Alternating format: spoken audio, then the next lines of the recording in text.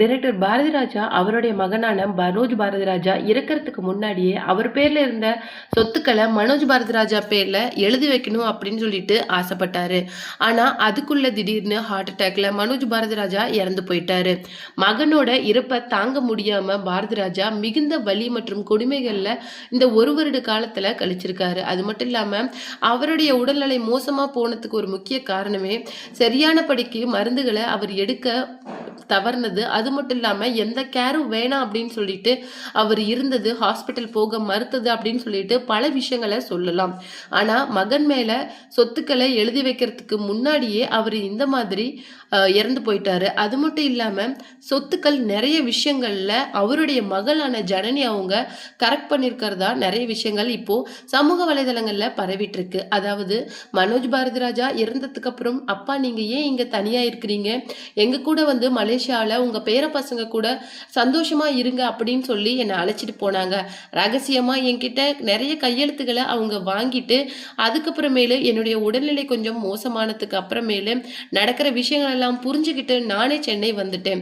என்னை பார்த்துக்கிறதுக்கு இங்க நிறைய பேர் அவங்க போட்டிருந்தாலும் நடக்கிற விஷயங்கள் எல்லாருமே என் கண்ணுக்கு முன்னாடி தான் நடந்தது அப்படிங்கிற மாதிரி நிறைய விஷயங்களை இப்போ ஓப்பனா வந்து அவரை சேர்ந்தவங்க இன்னைக்கு சமூக வலைதளங்கள்ல சொல்லியிருக்காங்க.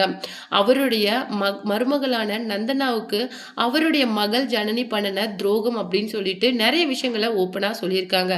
அது என்ன அப்படிங்கிறது தான் இந்த வீடியோவில் பார்க்க போறோம். வீடியோக்குள்ள போறதுக்கு முன்னாடி சேனலுக்கு புதியவராக இருந்தால் மறக்காம சிபி ட்ரெண்டிங்கை சப்ஸ்கிரைப் பண்ணிக்கோங்க. நீலாங்கரையில் இருக்கிற பாரதிராஜாவோட வீடு பக்கத்தில் இருக்கிற 9 கிரவுண்ட் நிலம் அப்படின்னு சொல்லிட்டு இதை மொத்தமாக தன்னுடைய மகன் மனோஜ் பாரதிராஜா மேலே எழுதி வைக்கிறதா தான் இருந்தது. ஆனால் அதுக்குள்ள அவரோட இறந்ததை தொடர்ந்து அந்த விஷயங்களை அப்படியே கிடப்பில் போட்டுட்டாரு. அதை தொடர்ந்து கொஞ்ச நாள் எங்க கூட வந்து இருங்க அப்படின்னு சொல்லிட்டு மகள் மலேசியாவுக்கு கூட்டிட்டு போயிருக்காங்க.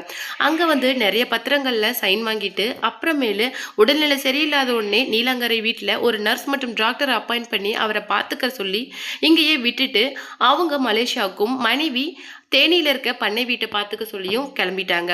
அந்த நேரத்தில் தான் தெரிய வந்திருக்குது நிறைய சொத்துக்களை மகள் ஜனனி தன்னுடைய பேருக்கு மாற்றிட்டாங்க அப்படின்ட்டு. அது மட்டும் இல்லாமல் மருமகள் நந்தனா தங்கிட்டு இருக்கிற அப்பார்ட்மெண்ட் கூட ஜனனியோட பேர்ல தான் இப்போ மாறிடுச்சு. அதனால அங்கிருந்து அவங்கள உடனடியாக காலி பண்ண சொல்லி அவங்க கமிஷனர் ஆஃபீஸில் கம்ப்ளைண்ட்டும் கொடுத்து அங்கிருந்து அவங்களையும் காலி பண்ணிட்டாங்க.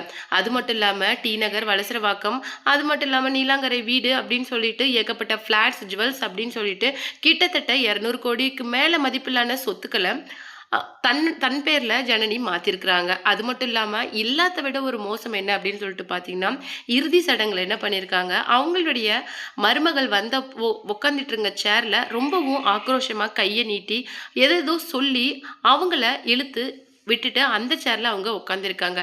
ஏதோ அங்க வித்தியாசமா நடக்குது அப்படிங்கிறத புரிஞ்சுக்கிட்டு வந்த ராதிகா சரத்குமார், ஜனனி ப்ளீஸ் இங்க எந்த விதமான கலாட்டாவும் வேணாம், அமைதியா இறுதி சடங்கு நடந்து முடியட்டும், அமைதியா இரு அப்படிங்கிற மாதிரி சொல்லியிருக்காங்க.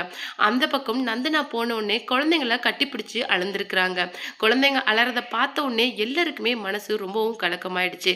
அப்பா இறந்ததை தொடர்ந்து தாத்தாவும் ஒரே வருடத்துல இறந்துட்டாரு.